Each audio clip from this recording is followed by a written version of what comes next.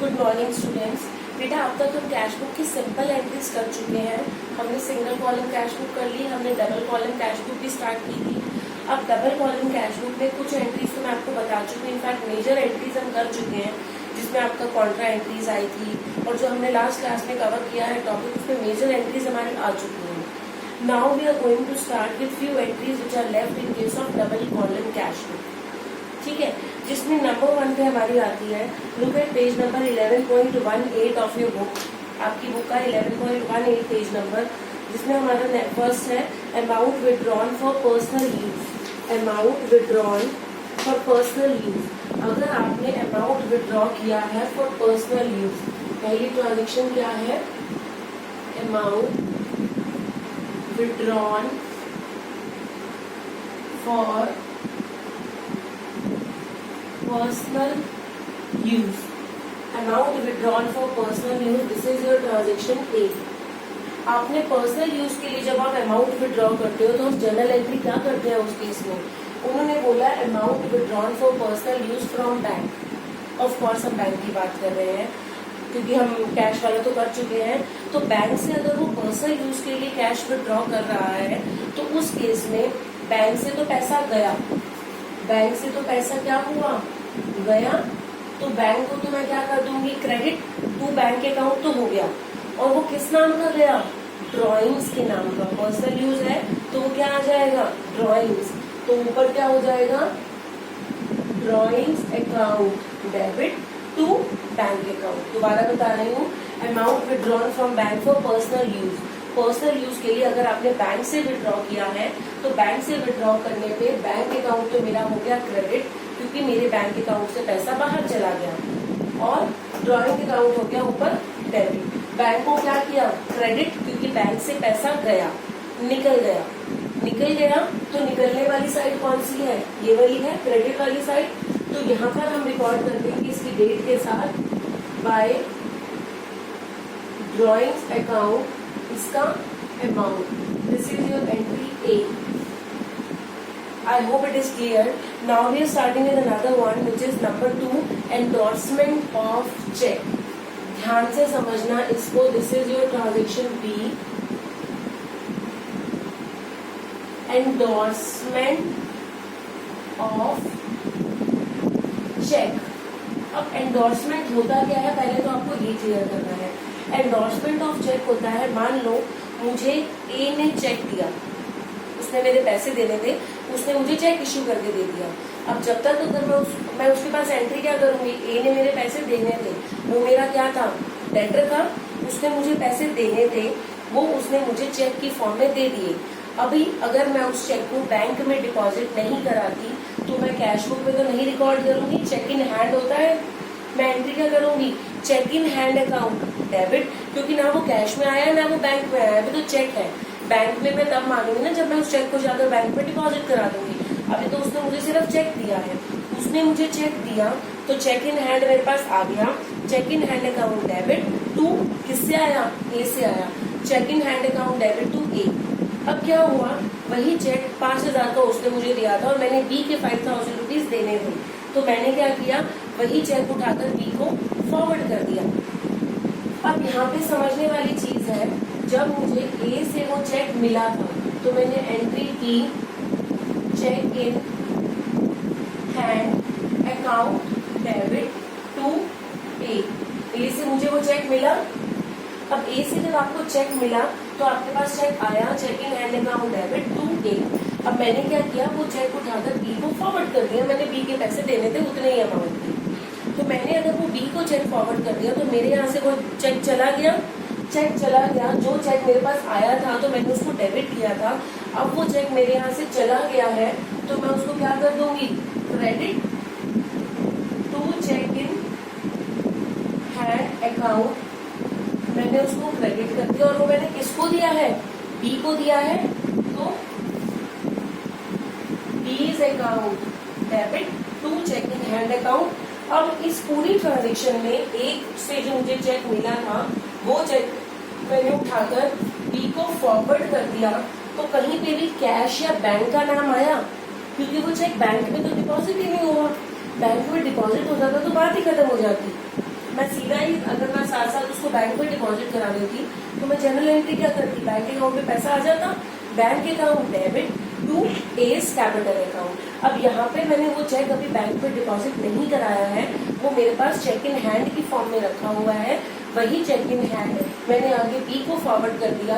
जब वो मेरे पास आया था तो मैंने उसको डेबिट किया था, जब वो मेरे यहाँ से चला गया तो मैंने उसको क्रेडिट कर दिया है। तो मेरे कैश या बैंक क्या, मेरी इन दोनों ट्रांजेक्शन पे कहीं पे भी कैश या बैंक रिकॉर्ड नहीं हुआ है, कैश या बैंक नहीं आया है। तो अगर कैश या बैंक नहीं आया है तो मैं उसको अपनी कैश बुक में रिकॉर्ड नहीं करूंगी।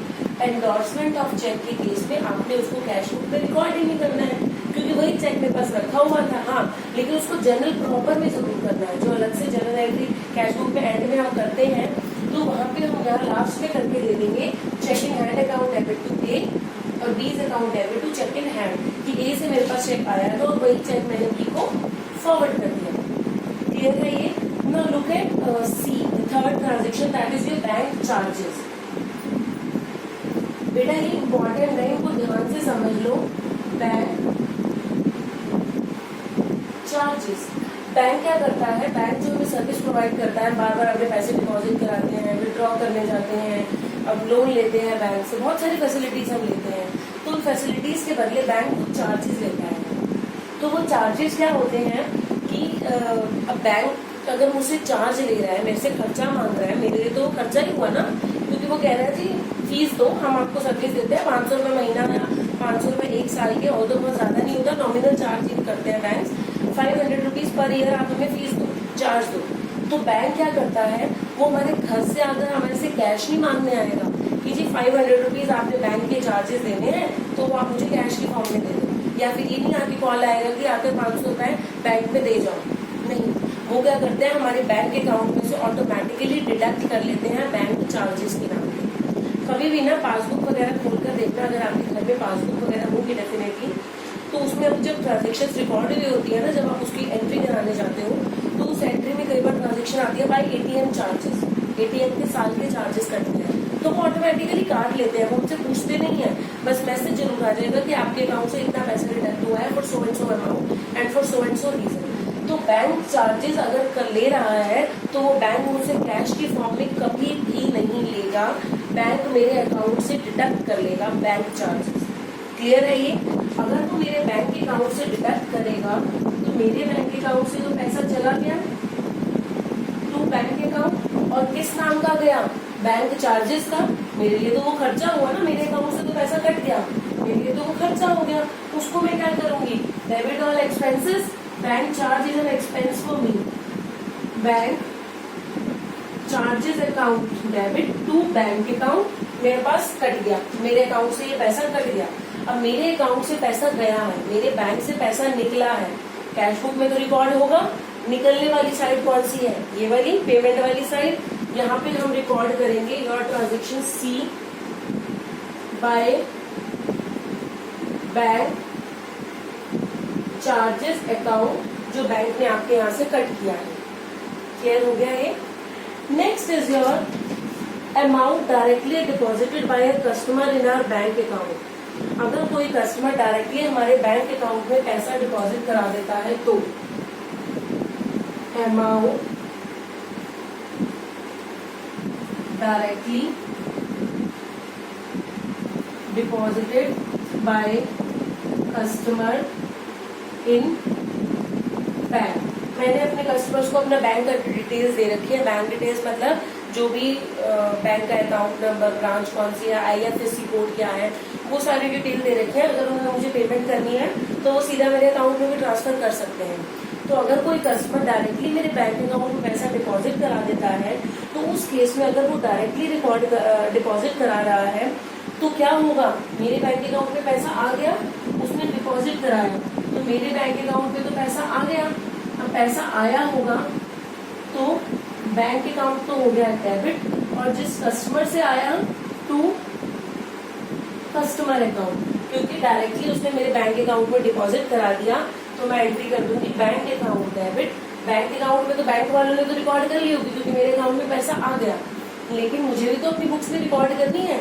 तो मैं क्या करूंगी, बैंक में पैसा आया, कस्टमर ने मुझे बता दिया कि मैंने आपके खाते में डिपॉजिट करा दिया है। अब डिपॉजिट करा दिया है तो bank account debit to customer account. Bank को क्या किया मैंने, डेबिट, क्योंकि पैसा आया है मेरे अकाउंट में।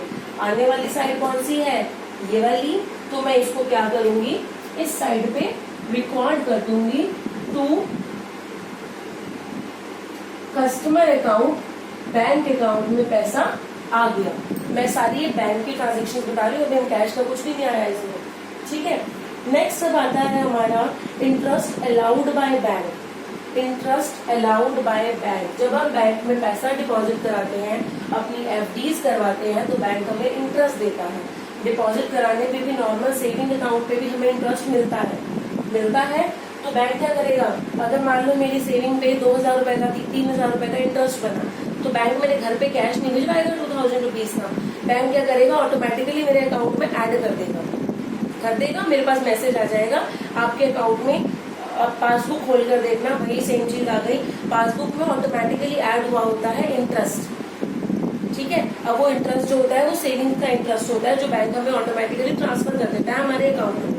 तो वो पैसा हमें आ गया, interest allowed by the bank. अब इंटरेस्ट अलाउड अगर है, इंटरेस्ट अलाउड, ध्यान से सुनना क्योंकि आगे चार्ज भी आएगा।